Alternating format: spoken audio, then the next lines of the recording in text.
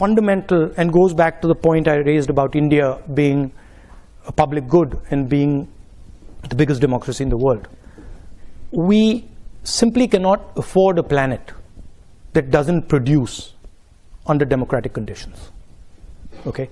Because if democracies do not start producing again, right, they will not survive.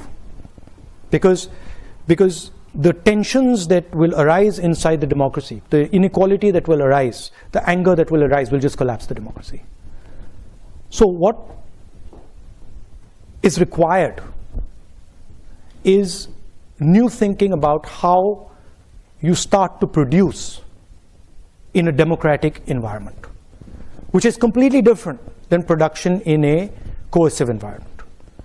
In a coercive environment, what you're basically doing is a factory, a production unit has a huge amount of socio-political energy inside it. And what you're doing is you're forcing it closed inside the structure. You can't do that in a democracy. So that conversation between labor and capital has to happen, has to be a negotiation, right?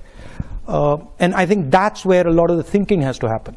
How do we start to produce again in a democratic environment, and how do we manage the negotiation between the structures in the factory so that they can happen in a democratic structure?